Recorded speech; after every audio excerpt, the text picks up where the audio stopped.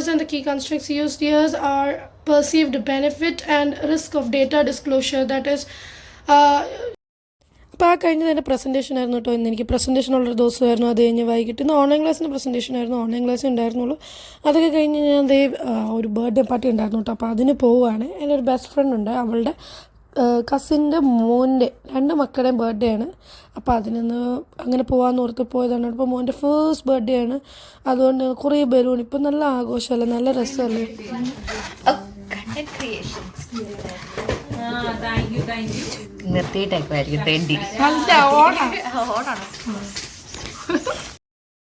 ആ തെണ്ടി എന്ന് വിളിച്ചോളാണ് കേട്ടോ എൻ്റെ ഫ്രണ്ട്.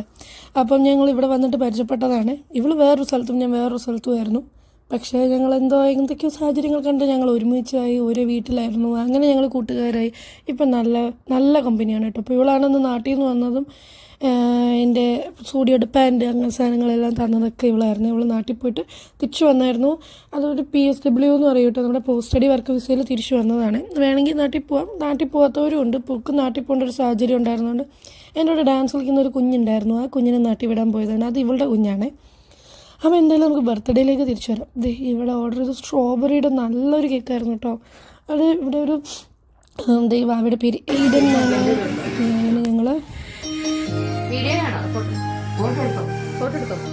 അപ്പോൾ എയ്ഡൻകുട്ടൻ്റെ ഫോട്ടോയും വീഡിയോ എല്ലാം എടുത്ത് കേക്കും കട്ട് ചെയ്തു. കുറേ വീഡിയോ എടുത്തായിരുന്നു കേട്ടോ. കുറേ വീഡിയോ ഫോട്ടോ ചെയ്തു. എല്ലാവർക്കും ഇങ്ങനെ ക്യാപ്ചർ ചെയ്തൊരു മൊമെൻറ്റ് വയ്ക്കാമെന്ന് പറഞ്ഞാൽ ഭയങ്കര സ്പെഷ്യലല്ലേ.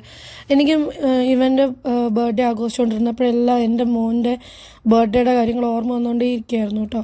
അവൻ നാട്ടിലാണ് ഇപ്പോൾ ഉള്ളത്. അവരവിടെ ഇട്ടിട്ട് ഇവിടെ വന്ന് നിൽക്കുക എന്ന് പറഞ്ഞാൽ ഭയങ്കര ബുദ്ധിമുട്ടാണ് കേട്ടോ. അതിൻ്റെ കൂടെ നമ്മൾ ഓവർവെൽംഡ് ആയിരിക്കും. ഇപ്പോൾ ഉള്ള ജോലി വല്ലപ്പോഴും കിട്ടുന്ന ഒരു ജോലിയും കൂടെ ആണെന്നുണ്ടെങ്കിൽ നമുക്കുള്ള ടൈമിൽ നമ്മൾ ഭയങ്കരമായിട്ട് ഇറുകിപ്പോവും. ഇപ്പോൾ തന്നെ ഈ വീക്ക് നോക്കുകയാണെങ്കിൽ ഞാൻ ശരിക്കും ടൈറ്റായൊരു ഷെഡ്യൂളായിരുന്നു കേട്ടോ പൊയ്ക്കൊണ്ടിരുന്നത്. എനിക്ക് ഒരു സമയം പോലും ഉണ്ടായിരുന്നില്ല. ഒരു 3 ദിവസം ജോലി, 4 ദിവസം ക്ലാസ്, അതിൻ്റെ ഇടയിൽ കൂടെ ബാക്കിയുള്ള പരിപാടി, ലൈഫ് നേരെ നിർത്താനുള്ളൊരു പരിപാടി, അതിൻ്റെ ഇടയിൽ ഈ ബർത്ത്ഡേ, അങ്ങനെ ഒരുപാടായിട്ട് ഞാൻ ഫുൾ തിരക്കായിരുന്നു കേട്ടോ. അങ്ങനെ ഇപ്പോഴാണൊന്ന് വന്ന് ഇരിക്കാനെങ്കിലും ടൈം കിട്ടിയത്. അതിൻ്റെ ഇടയിൽ ഞാൻ വീഡിയോ എഡിറ്റ് ചെയ്യുന്നുണ്ട്.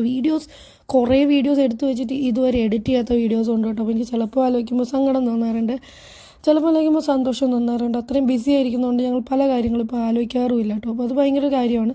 അതിങ്ങനെ ഈ ബബിളൊക്കെ വീർപ്പിച്ചിട്ട് കേക്കും കഴിച്ച് ഫുഡും കഴിച്ച് കയറി കിടന്ന് ശുഭമായി അങ്ങ് ഉറങ്ങി. അപ്പോൾ ശരി, സി യു.